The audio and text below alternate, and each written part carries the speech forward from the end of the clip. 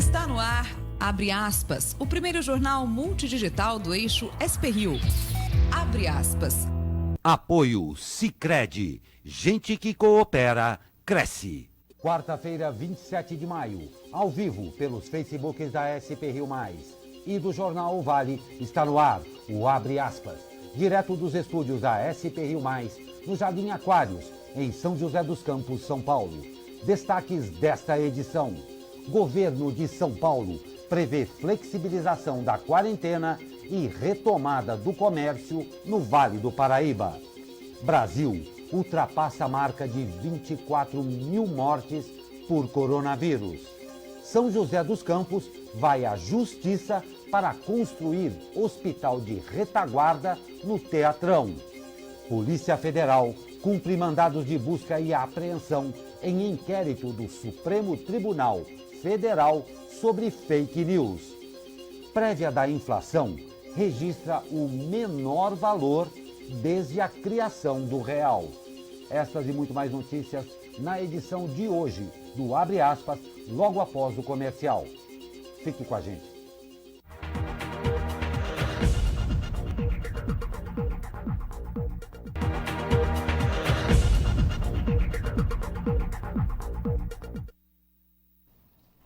Olá, muito bom dia. Estamos de volta ao vivo com o Abre Aspas desta quarta-feira, 27 de maio. Comigo, Douglas Cruz. Bom dia, Douglas. Bom dia, Glauco. Vamos para mais uma quarta-feira aí. Lembrando que estamos ao vivo, né? Exatamente. E você pode participar aqui conosco do Jornal Abre Aspas, comentando, deixando aqui sua sugestão, elogio ou crítica, assim como já fez Valdério Teixeira, Eulália Ferreira Teixeira. Deixa eu pegar aqui mais nomes também.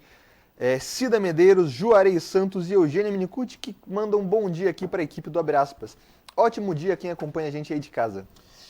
Um ótimo dia a todos vocês, um prazer ter o privilégio da sua audiência. E eu os convido a todos para no segundo bloco aqui do Abre Aspas de hoje, nós vamos começar já a conversar sobre a retomada do comércio aqui no Vale do Paraíba. Nós vamos conversar com Fabiano Moura, presidente da Associação das Construtoras do Vale do Paraíba, a ACONVAP.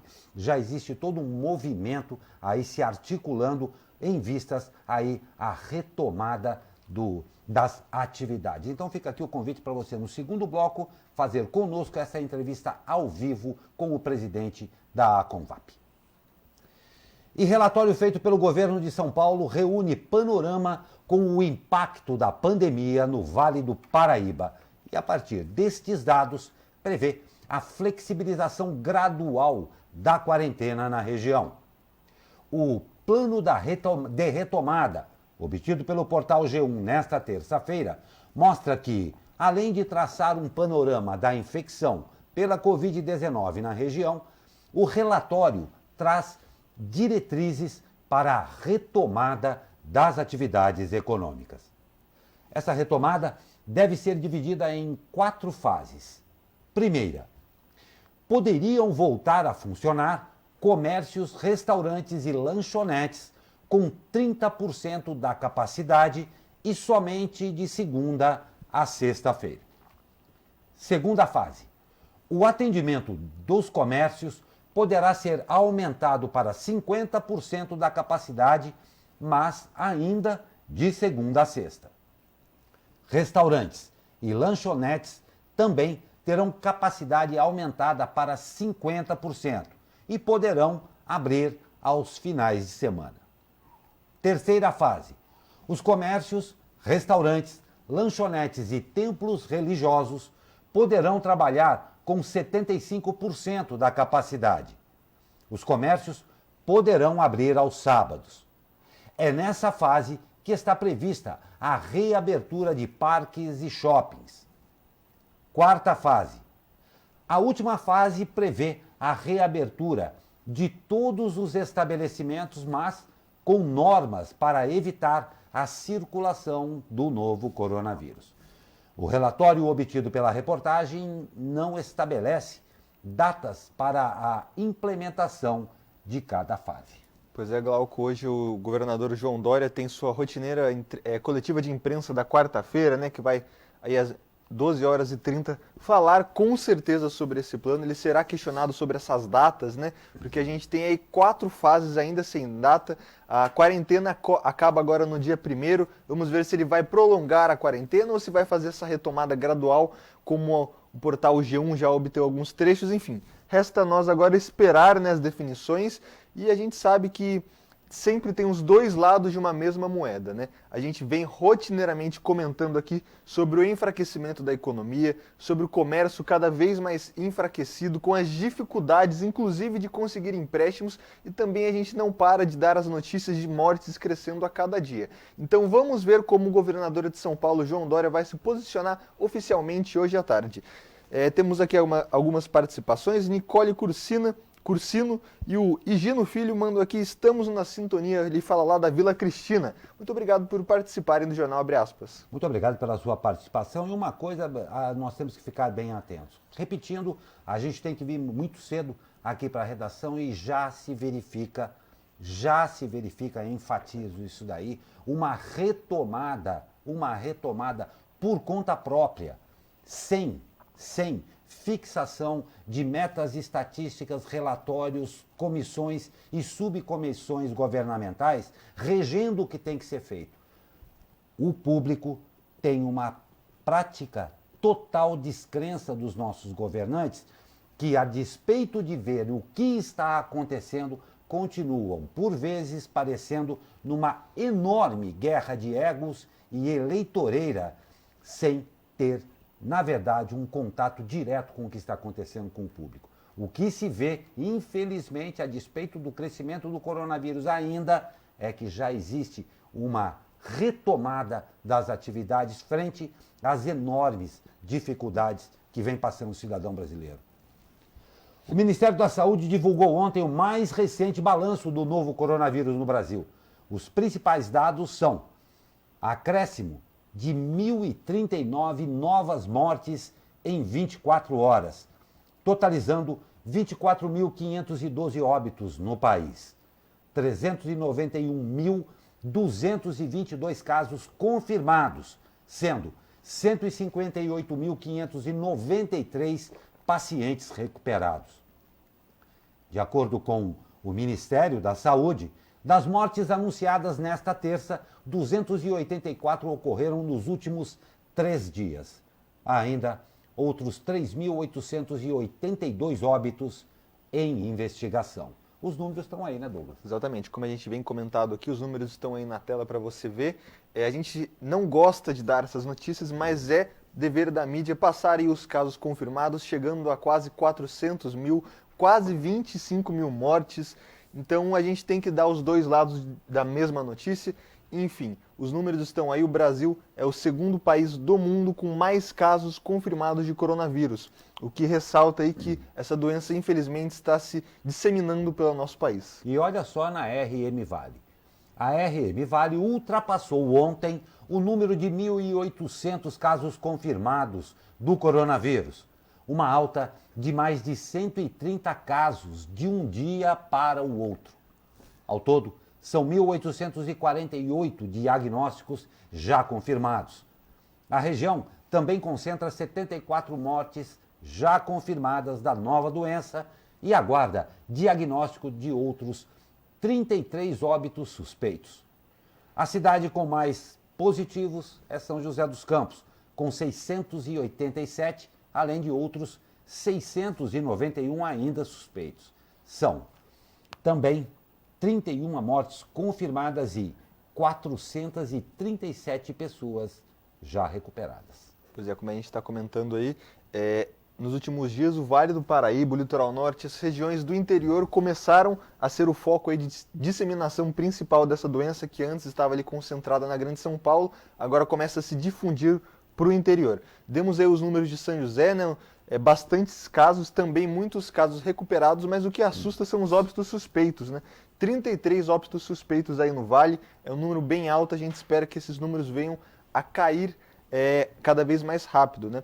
Enfim, temos um destaque dessa notícia aí, que é a cidade de São Sebastião. São Sebastião aparece nas contagens oficiais como segunda cidade com mais casos. Isso porque a prefeitura já realizou quase 8.000 testes na população, o que significa que a cidade não tem um alto número de subnotificações, ou seja, aqueles casos que não chegam ao conhecimento do poder público. Isso é um bom exemplo, porque significa que a cidade está testando muito. Então, São Sebastião sendo um exemplo aí, tanto no isolamento quanto no número de testes. Não tem dúvida. Parabéns a São Sebastião e sorte a todos nós. Uma moradora de Guarulhos morreu vítima do novo coronavírus em São Sebastião. A vítima, de 81 anos, estava na UTI do Hospital de Clínicas. De acordo com a Secretaria de Saúde, a idosa estava internada há 24 dias quando faleceu. Ela tem uma casa de veraneio no município e foi atendida com sintomas de coronavírus. E Campos do Jordão anunciou ontem a primeira morte pelo novo coronavírus. A vítima, uma idosa de 87 anos, aposentada, sem comorbidades. A Polícia Federal cumpre na manhã de hoje mandados de busca e apreensão no inquérito do Supremo Tribunal Federal que apura produção de notícias falsas e ameaças à corte. O ex-deputado federal Roberto Jefferson, o empresário Luciano Hang, o deputado estadual Douglas Garcia, do PSL de São Paulo, e o blogueiro Alan dos Santos são alvos. Os quatro são aliados do presidente Jair Bolsonaro. Ao todo, a operação tem 29 mandados de busca e apreensão. As ordens foram expedidas pelo ministro do Supremo Tribunal Federal, Alexandre de Moraes, que é o relator do inquérito. Pois é, Glauco, a gente tem comentado aqui que nos últimos dias, né, principalmente nessa última semana, o inquérito policial está andando junto aí com o inquérito da saúde, com as pautas da saúde, né? Então a gente estava falando muito de coronavírus, o pessoal até estava cobrando, nossa, vocês só falam de coronavírus, mas o inquérito da Polícia Federal entrou aí nas pautas, né? Estamos falando aí sobre essa investigação, sobre as fake news contra o STF, vamos ver no que vai dar isso, né? E para quem não sabe, vamos falar aqui alguns nomes, como o Glauco já falou. Luciano Hang é o empresário, dono da Havan aqui no Brasil. Temos vários deputados, Bia Kicis, Carla Zambelli, que é conhecido aí como Amoro de Saias, Daniel Lúcio, Felipe Barros, Geraldo Felipe, e deputados estaduais aqui de São Paulo, como Douglas Garcia, do PSL. Então a investigação aí em curso, feita pela Polícia Federal, Glauco. E agora partindo para o Ministério da Educação. O ministro Alexandre de Moraes também determinou, no âmbito do inquérito das fake news, que o ministro da Educação, Abraham Weintraub, seja ouvido pela Polícia Federal para explicar uma declaração na reunião ministerial. Para Moraes, a fala de Weintraub não só atinge a honorabilidade e constitui uma ameaça ilegal à segurança dos ministros do Supremo Tribunal Federal, como também reveste-se de claro intuito de lesar a independência do Poder Judiciário e a manutenção do Estado de Direito. Para quem não acompanhou as falas aí divulgadas da reunião ministerial do dia 22, de abril, o ministro da Educação, Abraham Weintraub, disse que os ministros do STF deveriam estar presos, né? Enfim, são as falas que foram ditas aí, a princípio numa reunião privada, que depois foi divulgada amplamente em âmbito nacional, de acordo com uma investigação, outra investigação também aberta, com as acusações feitas pelo ex-ministro da Justiça e Segurança Pública, Sérgio Moro, contra o presidente Jair Bolsonaro, acusando o presidente de interferência na Polícia Federal. Ou seja, a gente vai ligando uma corda a outra aqui e vai pegando todo mundo, né, Glauco? Não tem dúvida, não. A gente espera que pegue todo mundo. Exatamente. Claro, os culpados, depois de apuração, sem nenhuma matiz, nenhuma polaridade nas investigações. Vamos à opinião do nosso comentarista convidado, doutor Sebastião Domingues. Muito bom dia, doutor. Bom dia a todos, bom dia, Glauco. Bom dia, Douglas. Bom dia, internautas da SP Rio+. Bom, vocês já perceberam que esse comentário aqui é gravado, né? Normalmente eu gravo na primeira, pois essa já é a quinta vez que eu tento fazer a gravação. Vamos ver se agora vai, né? Mas tudo bem, bom dia para vocês então, nessa manhã fria, né, que promete um dia de sol. Em Brasília, continuam chuvas e trovoadas. Né? Queria fazer um comentário aqui que eu não vi em lugar nenhum, né, sobre a reunião ministerial. A gente observa, conversando com bolsonaristas fanáticos e não fanáticos também, é que muitas vezes o Bolsonaro fala coisas, ainda que de maneira inadequada, que todo mundo queria falar. Né? Então, por exemplo, na reunião ministerial, que na verdade acabou servindo de munição para os bolsonaristas, e fez até que a bolsa subisse e o dólar caísse, quer dizer que o mercado gostou da reunião ministerial, e é dito, por exemplo, que Brasília é um antro de corrupção, e que as coisas lá não conseguem melhorar, e que precisam lutar mais contra isso e tal. Alguém, por acaso, é contra essa ideia de que Brasília é um antro de corrupção? Né? Que Brasília é um lugar onde existem milhares ou milhões eu não sei se tem, mas milhares de privilegiados, né, que ganham salários muito acima da média do país, que têm grandes vantagens, como carro, moradia, que o cidadão comum não tem e é o cidadão comum que paga. Eu acho que todo mundo concorda com essa ideia de que corrupção, que a Brasília é um problema, né, é uma ilha da fantasia.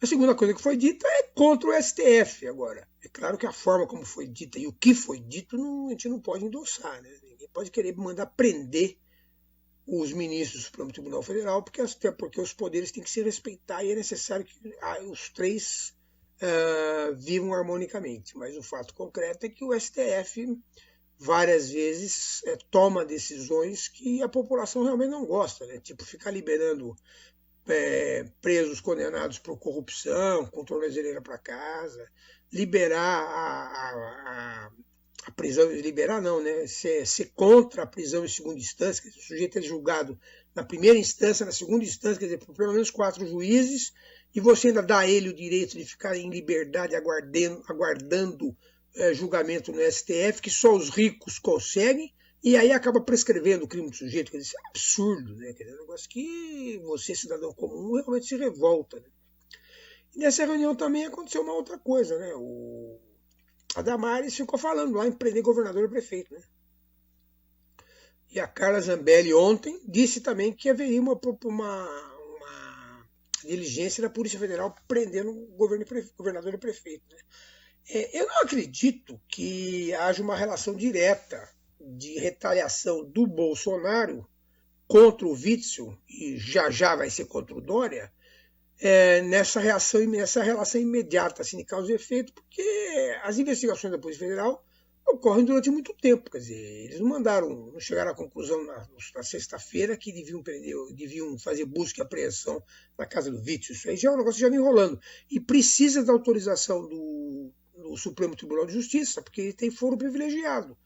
E para você conseguir essa aprovação da STJ, você precisa ter uma comprovação grande de que alguma coisa está errada. Né? Então, eu acho que é uma coincidência essas datas, né? Mas que o clima em Brasília está pesado, está pesado. E vamos ver como é que a coisa anda. Né? Mas como diria Tom Jobim, o Brasil não é um país para principiantes. Bom dia, muito frio e um bom dia de sol para vocês todos. Pois é, doutor, muito obrigado pela sua participação. Encerrou bravamente que o Brasil não é um país para principiantes e ou amadores. Infelizmente, estamos descobrindo isso da pior maneira possível. E, Douglas, a gente agradece, doutor Sebastião, muita saudade de você aqui na bancada. E, Douglas, terminou bravamente e temos alguns comentários aí também, Pois né? o doutor Sebastião que está aí remotamente, a gente está com saudade dele aqui exatamente. na bancada. O pessoal comentando aqui na nossa live, o Ramon M. Ricardo manda aqui, bom dia a todos, ótimo dia a você também, Ramon, deixa eu pegar aqui outros comentários. A Gisele Pereira manda bom dia e manda aqui seu comentário falando que precisa de uma flexibilização na cidade. A Silvana Moreira manda bom dia e fala aqui também, o povo não ajuda. O Bruno Chute, desculpa se eu falei seu nome errado, tá? Comenta aqui. Ventralbe só disse o que a maioria da população pensa. Rosemary Santos mandando aqui bom dia, falando aqui a sua opinião sobre nós, Glauco. Esse jornal é ótimo, fala sem rodeios, fácil de entender e poucas palavras. Muito obrigado pelas participações de vocês que estão aí acompanhando o jornal Abre Aspas aqui conosco, e participando também, né? Não tem a menor dúvida, nós agradecemos a sua participação e essa realmente é a intenção. Porque se tem uma coisa que nós, brasileiros, cidadãos de bens, eleitores e pagadores de impostos, estamos bem cansados, é toda uma retórica para que a coisa efetivamente acabe não funcionando. Muito obrigado pela sua audiência. E os donos da empresa que fez pagamentos ao escritório de advocacia de Helena Witzel, mulher do governador Wilson Witzel, segundo consta em decisão do Superior Tribunal de Justiça, foram presos na Operação Favorito, fase da Lava Jato do Rio de Janeiro, deflagrada em 14 de maio. Os repasses ligam o escritório de Helena à suposta fraude na contratação de hospitais de campanha para pacientes com o novo coronavírus, segundo decisão do ministro Benedito Fonseca. Witzel disse não haver absolutamente nenhuma participação ou autoria em nenhum tipo de irregularidade nas questões que envolvem as denúncias apresentadas. O governador apontou vazamento da operação por deputados bolsonaristas e disse que isso oficializa interferência do presidente Jair Bolsonaro. Pois é, Glauco. Uma nova história se inicia aí, não é? Exatamente. Como a gente está falando aí, a pauta policial tomou conta do nosso jornal hoje, né, infelizmente. De quem que ele está falando aí desses deputados bolsonaristas? Ele está falando da deputada federal Carla Zambelli, que na segunda-feira, um dia antes da operação deflagrada aí contra o governador do Rio de Janeiro, em entrevista a uma rádio gaúcha, disse que governadores aí teriam a Polícia Federal batendo a sua porta. Não com essas palavras que eu falei, mas basicamente isso. Isso foi considerado por muitos como uma antecipação aí da operação da Polícia Federal. Então agora vale o questionamento. Ela sabia dessas informações? Se sabia também está errado, né? Enfim, vamos ver. Agora isso já é um caso de polícia e justiça, não cabe a nós agora opinar, né? Pois é. Então nós vamos aqui para o rápido intervalo. Eu vou fazer uma sugestão a você. Quarentena, difícil, todo mundo enjoado de estar em casa. Descanse.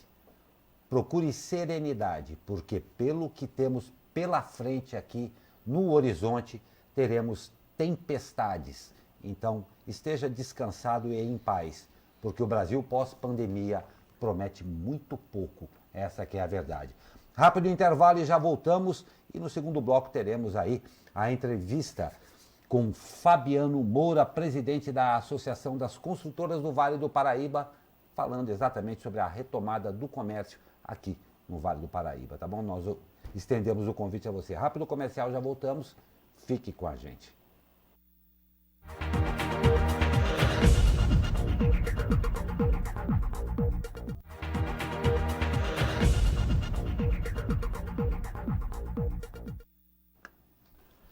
Dez horas e 24 minutos, estamos de volta com Abre Aspas desta quarta-feira.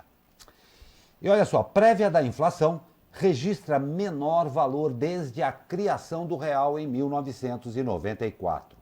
O IPCA, que é o Índice Nacional de Preços ao Consumidor Amplo, que é considerado prévia da inflação, registrou queda de 0,59% em maio. Os números foram divulgados ontem pelo IBGE e, segundo o órgão, não representam aí bons sinais, pois a queda significa que o mercado está consumindo menos, principalmente, claro, obviamente, em razão da pandemia. Dos 9 grupos que compõem o IPCA, 5 tiveram deflação. Como exemplo, o setor de transportes, com queda aí de 3,15%, puxada pela baixa no preço dos combustíveis, queda na procura por voos e pela paralisação de 99% da produção de veículos. Pois é, a área de transportes, como chega aqui ao nosso conhecimento, a região do Vale do Paraíba tem uma força muito grande na área de transporte, seja na aviação, na produção de carros, veículos com a GM, a Ford, a Embraer na produção de aviões. E quando a gente fala aí que a área de transporte está caindo, afeta diretamente a gente, né? E impressionante os números, né? A gente já vem sempre comentando. 99% da paralisação da produção de veículos. Ou seja, produzia 100 carros aí na semana, agora produz 1. É um número impressionante e a gente espera que essa pandemia passe logo aí para os nossos mercados voltarem a atuar fortemente novamente. Não tem a menor dúvida, é a intenção de todos nós, mas há de se lembrar que isto tem que ser uma coisa bem planejada e, melhor ainda, bem executada. E tem uma palavra que cabe muito bem, tem que ser factível. Planos mirabolantes a esta altura do campeonato vão só comprometer ainda mais um cenário que já é gravíssimo. E a conta de luz não terá cobrança extra até o fim do ano. É o que disse ontem a ANEEL, Agência Nacional de Energia Elétrica. Segundo a agência, a bandeira tarifária ficará na cor verde até 31 de dezembro. O sistema de bandeiras tarifárias sinaliza o custo de geração de energia, sendo a verde sem custos extras. A amarela cobra R$ 1,34 por 100 kWh de energia consumida e a vermelha sinaliza dificuldade na produção elétrica, podendo ter um custo extra de até R$ 6,24 a cada 100 kWh. A ANEEL informou que o cenário de redução de demanda tornou possível o acionamento da bandeira verde nos próximos meses. A agência disse ainda que os custos cobertos pelas bandeiras tarifárias estão contemplados no empréstimo que será feito para socorrer o setor elétrico. Pois é, essa explicação aí do rapaz da ANEEL não ficou muito clara na nota, né? Se realmente teve uma redução por demanda ou se essas bandeiras estão sendo pagas por empréstimos. Mas enfim, uma notícia boa, pelo menos em partes aqui pra gente, que não vai ter aumento na conta de luz até o fim do ano, né, Glauco? Então eu vou lançar o primeiro que nós falamos ainda. Aguardemos. Aguardemos, que é o que nos compete ultimamente aqui, né? Pesquisa realizada pela ACIT, que é a Associação Comercial e Industrial de Taubaté, apontou que 65% das empresas associadas demitiram pelo menos um funcionário ou cancelaram os contratos de trabalho terceirizados durante a pandemia. A pesquisa também mostrou um cenário que a ACIT classificou como alarmante. 24,6% das empresas apontaram que devem encerrar suas atividades em até 30 dias se perdurar este cenário. E outras 17,8% afirmaram que conseguiriam aguentar no máximo por mais 60 dias. Apenas 12% das empresas pesquisadas afirmaram que conseguiriam manter seus negócios por prazo indeterminado nesse cenário de quarentena. Abre aspas. Alguns estabelecimentos chegaram a demitir entre 5 e 6 pessoas nos últimos dias. A verba rescisória foi uma das questões que chamou a atenção, pois 20% das empresas tiveram que negociar esse pagamento por falta de fluxo de caixa para assumir esse compromisso imediato, informou a associação em nota. Como medida para tentar manter empregos, 80% das empresas deram férias coletivas, 40% suspenderam temporariamente ou reduziram os contratos de trabalho, 30% adotaram o home office e apenas 7% colocaram os funcionários em isolamento social sem alterar as condições de trabalho. Pois é, Douglas, um cenário preocupante em todos os níveis e todos os sentidos, né? Exatamente. A gente está falando aqui da nossa região, tá? Associação Comercial e Industrial de Taubaté. Ou seja, a gente está falando desses números daqui da nossa região. E o Glauco frisou muito bem aqui, o apenas, porque significa esses números? Que nesse tempo aí de quase 60 dias de quarentenas, somente 7% das empresas teve condição de dar aí essa folga remunerada aos funcionários sem mantendo o isolamento social, tendo dinheiro para pagar os salários. Integralmente. Integralmente. Ou seja, mandou o funcionário para casa fazendo isolamento e conseguiu pagar o salário normal. Ou seja, é muito pouco. Se a gente pegar 100 empresas, só 7 conseguem fazer isso. Então é um número que tem que ser repensado aí, essa retomada gradual. E Douglas, não sei se você concorda comigo, o impacto social disso daí é de uma amplitude imensa. Com certeza. Em todos os sentidos. O que já acontece pela falta do dinheiro, o que principalmente tem afligido boa parte de quem está no isolamento é a perspectiva do futuro. O que vai acontecer? As empresas estão deixando bem claro qual é o condicionamento, a gente vê nessa matéria da CEIT também. Exatamente. Da CIT. É complicado.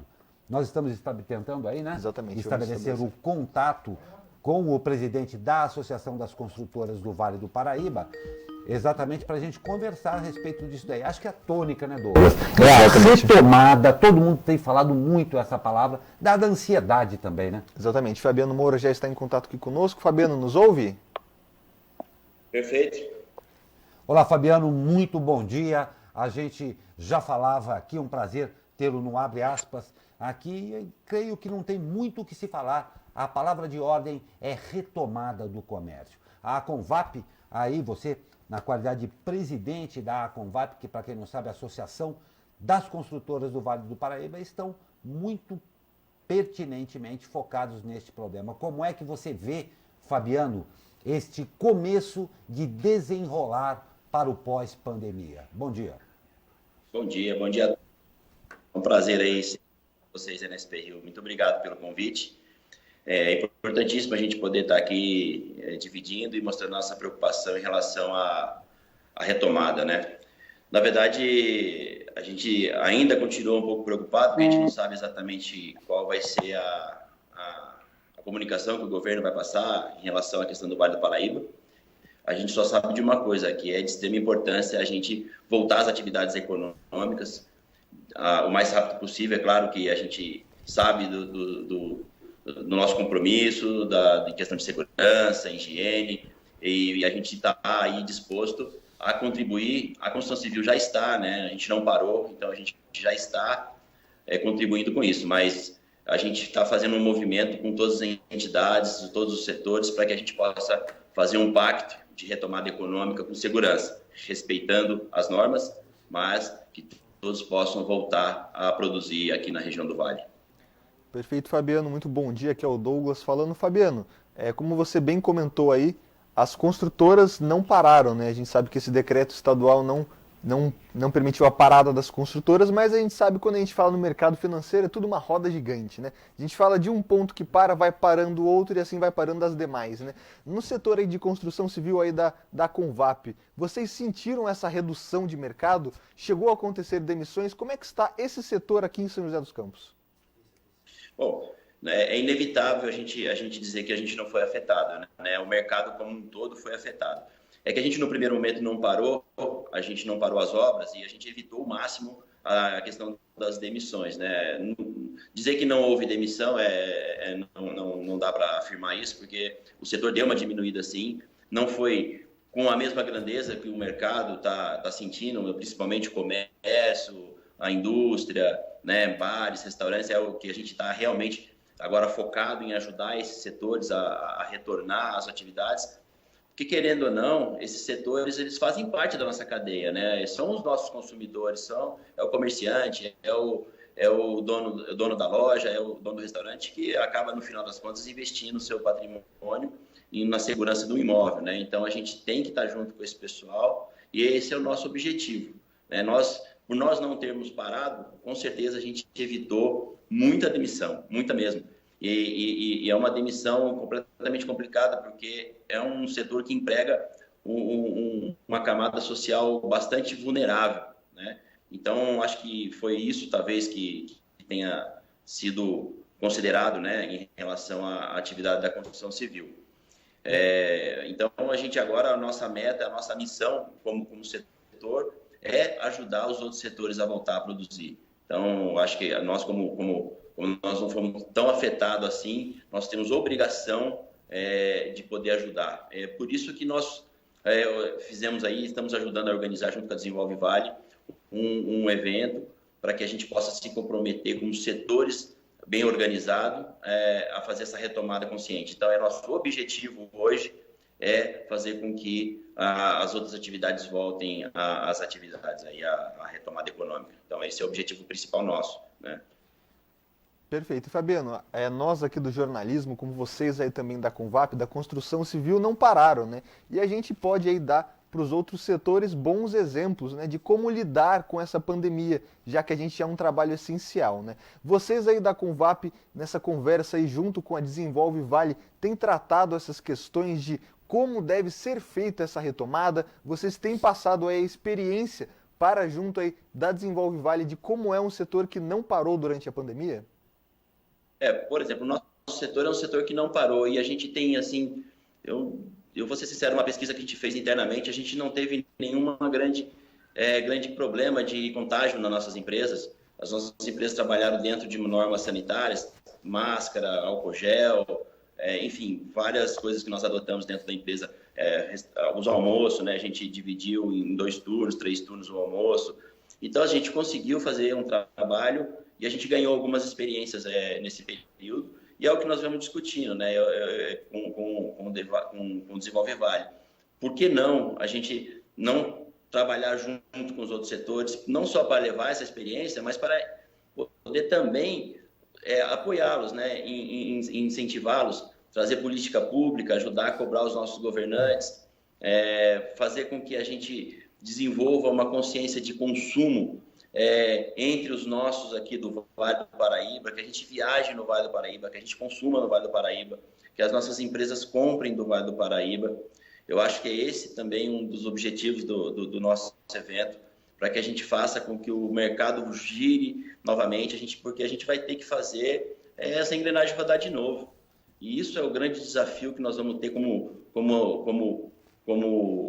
cidadão aqui da região do Vale do Paraíba. Esse é o objetivo maior nosso e é por isso que nós criamos esse evento, que é um evento que veio aí para ser 3 dias, mas nós já estamos construindo outros debates e outras reuniões com esses grupos para realmente entender como que nós podemos fazer, junto com vocês da imprensa, junto com o poder público, como que nós vamos fazer essa retomada econômica, porque tem setor que está sofrendo demais, tem setor que diminuiu 80% a mão de obra, imagina, como que faz para retomar um setor desse? Esse é o grande desafio, e nós temos certeza que nós temos uma grandeza aí, bastante grande, de experiência, de apoio financeiro que nós podemos aí de alguma maneira tentar trazer. Então esse o objetivo, fazer a roda girar de novo, né?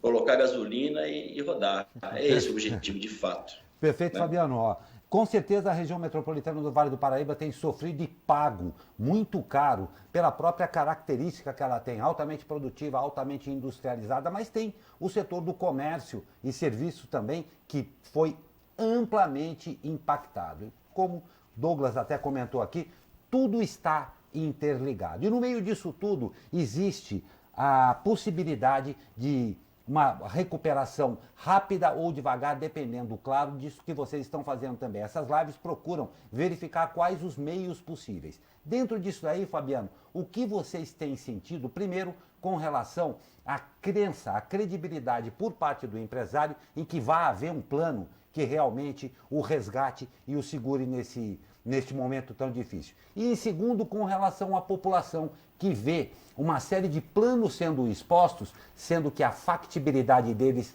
quase não existe. Então, como é que fica? A Convap e a Desenvolve Vale estão atentos para isso, estão buscando esse tipo de informação, ou vamos aí simplesmente apresentar mais um plano para que entre em discussão pela população? Como é que vai ser? Na verdade, eu não consigo acreditar que o governo sozinho vai conseguir suprir as necessidades do setor econômico. Isso, para mim, nunca foi uma discussão válida. A gente não pode nunca ficar dependendo só do governo. Infelizmente, a gente tem esse hábito, né? E é uma coisa que eu não gostaria de sinceramente, transmitir aí para os nossos amigos comerciantes. Eu acho que a gente tem que se unir, procurar, sim, as ajudas que estão aí, mas a gente percebe que 5% conseguiram algum tipo de ajuda governamental. Então, não é por aí.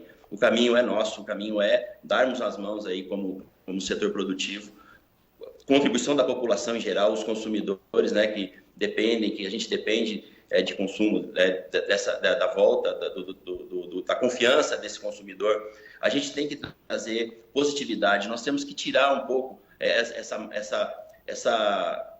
esse terror todo que foi colocado, né? Eu acho que a gente tem que dar valor a todas as informações que tem. Não pode ficar no negativo o tempo todo. Nós temos que trazer para o consumidor, para a população, positividade, proatividade, consumo produtivo, trazer os empregos de volta. É só isso que a gente acredita que vai fazer com que a retomada econômica volte. A gente precisa, sim, que o governo entenda que a gente é de extrema importância e é nosso eco, nossas palavras, nossas súplicas, né, que a gente tem que estar contando com eles. Mas a retomada econômica e o trabalho, o suor, o planejamento é nosso. Não adianta, o governo não vai trazer isso para a gente está vendo isso. Então é função nossa darmos as mãos e acharmos os caminhos. É esse o propósito nosso e é esse o objetivo nosso nesses eventos. É trazer uma discussão como nós, como setor produtivo, podemos sair dessa e pedir os apoios que for necessário, mas é o mínimo possível do governo, porque não é eles que vão tirar a gente desse sistema aí. Eles estão, na verdade, colocando a gente nessa bagunça, né? Perfeito. Essa briga política toda hora. Perfeito. A gente não sabe se orientar, não tem uma orientação pública bem feita, então não acredito que o setor público seja tão responsável assim para tirar a gente dessa. É nós mesmo, como setor produtivo, que vamos sair. Não tem outro caminho. Esse é o recado que eu tenho para dar e é o recado que eu acredito. Pois é, Fabiano, nós agradecemos, creio que a gente vai conversar mais a esse respeito também. Fabiano Moura, presidente da Aconvap, junto com o Desenvolve Vale aí, que estão promovendo aí desde ontem lives exatamente com essa discussão que Fabiano acabou de falar. Fabiano, está de parabéns, a região metropolitana do Vale do Paraíba, claro, precisa muito deste empenho de todos. E é muito bom a gente ver esses segmentos de tamanho importante, escutando a população e, claro, promovendo e criando meios efetivos para que esse pós-pandemia comece aí, quem sabe, uma palavra da moda, um novo normal e um começo que seja um pouco mais esperançoso para esse povo brasileiro, cuja, já se disse, a característica principal é a esperança. Eu agradeço demais a sua participação, desejando muito boa sorte e força nesse combate que vem pela frente aí, Fabiano. É isso aí. Eu agradeço aí a oportunidade, ajude a gente a divulgar o evento de hoje. Hoje a gente vai estar falando mais no setor da área de hotelaria, turismo, bares, restaurantes, assistência social, o GAC vai estar participando com a gente também, que está sofrendo muito, a área de saúde vai estar participando, os dentistas, hospitais. Então a gente vai fazer um debate hoje nessa linha, tá bom? Agradeço, divulgue pra gente aí, convido a todos às 17 horas participar com a gente, a live é pelo YouTube, agradeço, divulgue aí nas páginas aí, fale o nosso link, muito obrigado e conte com a gente sempre que a gente puder, a gente vai estar participando aí. Muito obrigado, Fabiano, eu agradeço, claro, nós vamos divulgar, sim, convidamos todos vocês a verem isso aí, manter-se informado e ter uma nova opinião é sempre importante. Uma última coisa que eu quero fazer aqui, a participação, eu acho que é importante a gente falar, participação da Aconvap, Desenvolve Vale, Ciesp, OAB, Secov, Acervap, ASECOM, APM, APCD, Senhores, GAC, ACE de Jacareí, além de outras entidades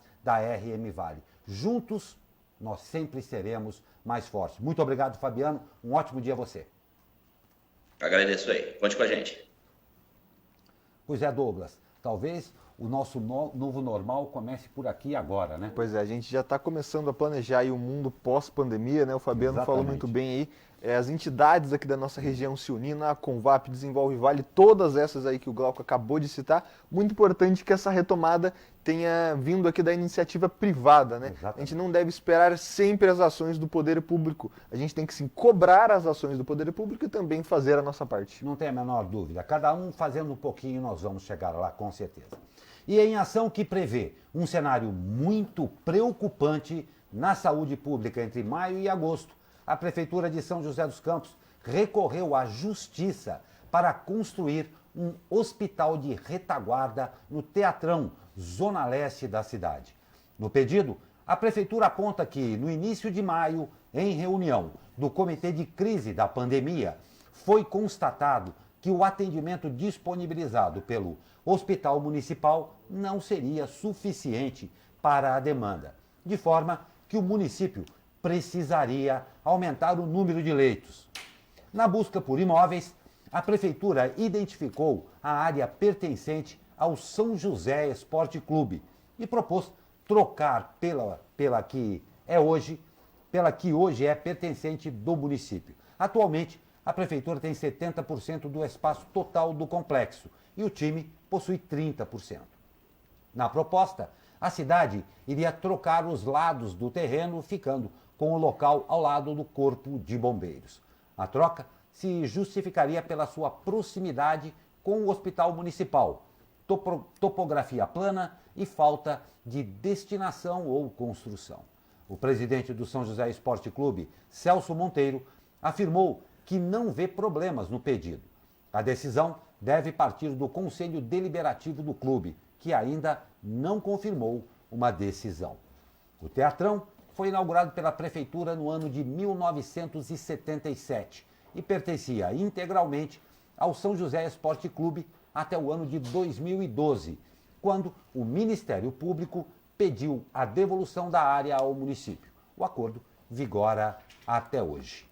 Relembrando que a nossa cidade, que São José dos Campos, tem uma ala especial para o Covid-19 e para o tratamento da Covid-19 no Hospital Municipal, uma ala que já está sendo usada, outra ala que ainda não está sendo usada e está preparando esse hospital de retaguarda, né? Ou seja, ele fica ali esperando se caso necessário seja usado, né? Vamos aguardar isso aí porque tudo que a gente fala de Teatrão é muito demorado, né? A gente sabe que tem que passar pelo conselho do clube, tem que passar pela justiça, mas infelizmente o coronavírus é uma doença muito rápida. A gente espera que não precise usar, mas se precisar que sejam tomadas atitudes rápidas. Não tem a menor dúvida. E com relação ao Teatrão, ele já foi tudo até hoje, menos teatro. Quanto mais Teatrão, que tem agora um bom empenho e uma boa destinação. Nós vamos a um rápido intervalo e voltamos com o tempo e mais notícias para você. Fique com a gente.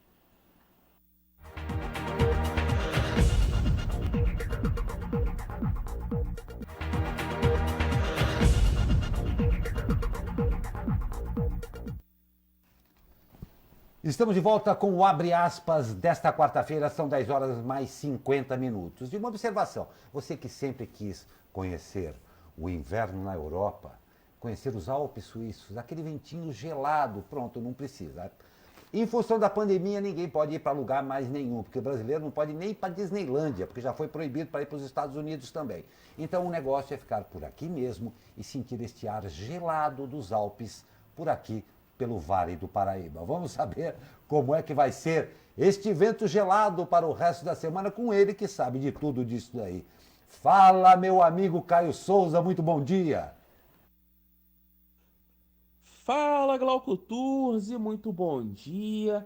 E essa madrugada que passou foi gelada aqui na nossa região, né? As temperaturas mínimas ficaram na casa aí dos 4 graus no Vale do Paraíba. São Paulo registrou 1 grau lá no extremo sul da capital e a Serra da Mantiqueira amanheceu com temperaturas negativas e geada, né, em alguns pontos. Mas essa não será a retórica do dia, né? O dia será de bastante sol, basicamente sem nenhuma nuvem. As temperaturas vão se elevando ao longo do dia. Máxima prevista de 26 graus no Vale do Paraíba e também no litoral, 25 em São Paulo e 20 na Serra da Mantiqueira.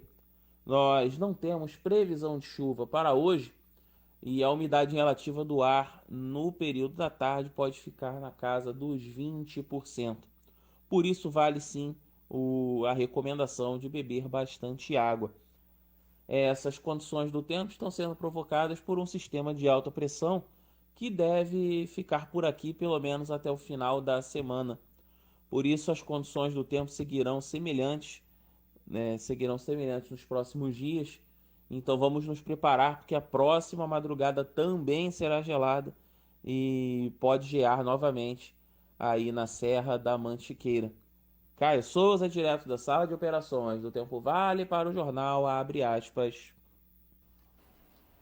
Pois é, Caio Souza, para os amantes do frio, boas notícias. Já para o resto das pessoas, o tempo não está brincadeira. Mas uma coisa que a gente tem que lembrar também, deem uma olhada no céu aí fora, um céu de brigadeiro, um tempo lindíssimo. Então, a despeito de qualquer coisa, a natureza continua dando os espetáculos belíssimos para aqueles que podem ver. Obrigado, Caio Souza. Um grande abraço a você e todos aí do Tempo Vale. E a Câmara dos Deputados aprovou o projeto da Lei Aldir Blanc, que prevê ajuda de 3 bilhões de reais ao setor cultural enquanto estiverem em vigor as medidas de distanciamento social adotadas para evitar a propagação do novo coronavírus. O nome da lei foi proposto pela deputada Jandira Fegali, do PCdoB, do Rio de Janeiro, relatora da matéria, em homenagem ao compositor e escritor que morreu no início deste mês no Rio de Janeiro, após contrair a doença. O projeto de lei segue agora para a tramitação no Senado Federal. Segundo o líder do governo na Câmara, Vitor Hugo, do PSL de Goiás, há acordo para o Executivo sancionar o texto. Essa notícia é triste também. O desmatamento das áreas de Mata Atlântica do Brasil cresceu 27% entre 2018 e 2019, aponta o relatório Atlas da Mata Atlântica, divulgado pela Fundação SOS Mata Atlântica e pelo INPE nesta quarta-feira. Data aí que marca o Dia do Bioma. Os números vinham caindo desde 2016. Conforme matéria do G1, a maior área abatida foi em Minas Gerais, seguido da Bahia, Paraná e Piauí. Os estados também ocupavam os primeiros postos já no ano passado. Alagoas e Rio Grande do Norte, olha que exemplo, conseguiram zerar o desmatamento. Para quem não reconhece muito aí, a Mata Atlântica é onde a gente vive, aqui em São José dos Campos, Caraguatatuba, essa mata aí costeira aí ao mar, né?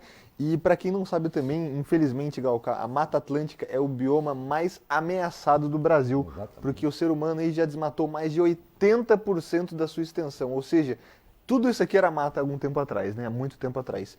Infelizmente a gente está vendo que essas altas aí estão crescendo e assim, é uma alta do desmatamento, ou seja, o desmatamento era constante, agora essa constância está aumentando, o que é muito preocupante para a nossa região aqui e para o Brasil inteiro, infelizmente. Né? Não tem a menor dúvida, triste, os números são tristes mesmo. E vou fazer uma observação aqui. Época de pandemia, época de quarentena, época de isolamento, imprescindível que você se informe a respeito de tudo, porque a despeito do coronavírus, todas as coisas continuam acontecendo. Exemplo disso daí é a dengue, exemplo disso é o desmatamento e mais uma coisa vai aqui, um alerta a você.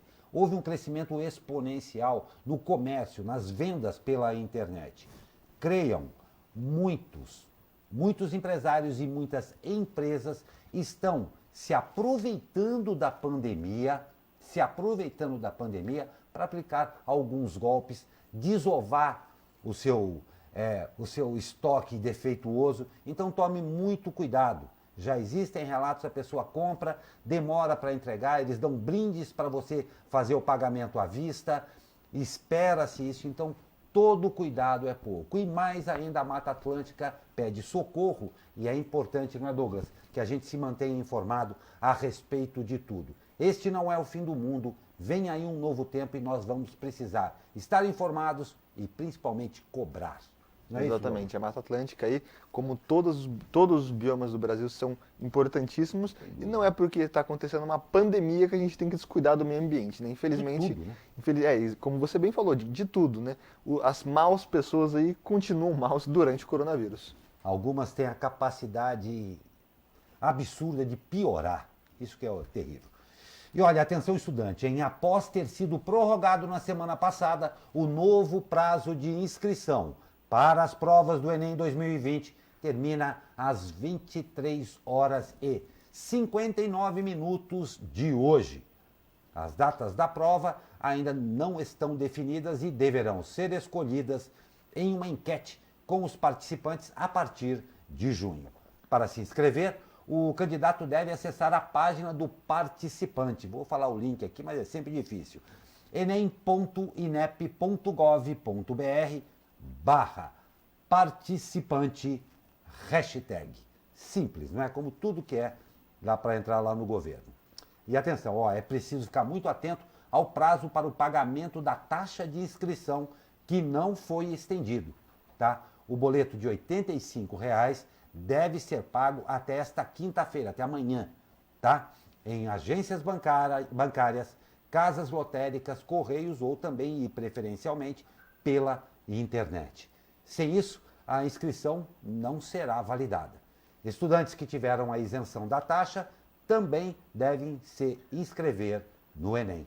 Pois é, o ministro da Educação aí já disse que mais de 4 milhões de pessoas já se inscreveram, então um número grande de inscrições. Não deixa ir para as 11 horas. Eu sabia, eu estava esperando e contando com esse seu alerta. Não adianta você chegar às 11 horas e falar que está sem internet, que o computador travou, o Enem não liga para nada disso. 11, né? Exatamente. 2 para as 11 eu tentei entrar. O Enem não liga para nada disso. O prazo é grande, está muito tempo aberto essa inscrição. A prova foi prorrogada, ainda não se sabe a data da prova, a inscrição acaba hoje. Então, quem não fez ainda e pretende prestar a prova, corra, faça isso agora. Faça isso agora, porque senão não adianta ficar bravo com a mãe quando manda aquele famoso que de mãe dói muito. Eu não falei, porque quando a mãe fala isso, a sua casa caiu, né? Exatamente. Exatamente. Vamos falar de esporte, então. Olha só, tem time já com a mão na taça. Olha só, com gol de Kimmich, o Bayern de Munique superou o Borussia Dortmund por 1-0 e abriu 7 pontos de vantagem sobre o rival na classificação geral. Além de ter perdido, o Borussia Dortmund corre o risco de ser ultrapassado pelo Red Bull Leipzig, que enfrenta hoje o Hertha Berlin, às 13h30, lá no leste da Alemanha.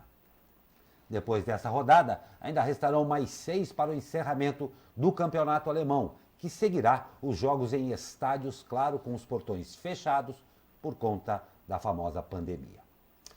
Diferente do Rio de Janeiro, os grandes clubes de São Paulo mostraram sinal de união em encontro realizado por videoconferência na tarde de ontem, organizado pela Federação Paulista de Futebol.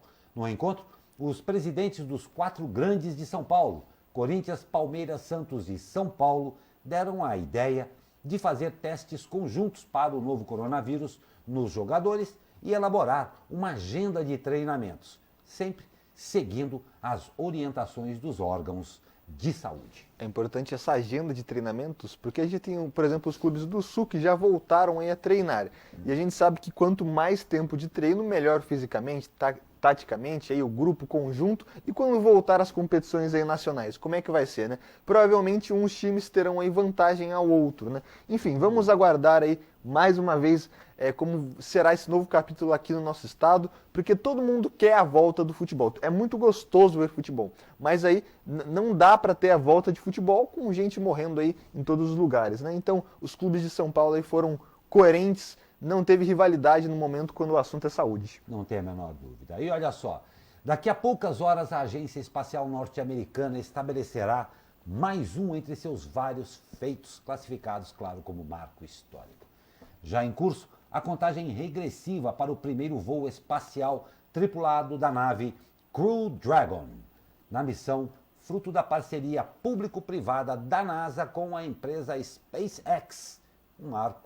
O marco histórico aí, porque além da parceria, será também, olha que coisa bacana, o primeiro voo em órbita de astronautas norte-americanos em foguetes norte-americanos a partir de solo americano desde o final da era aí do ônibus espacial em 2011.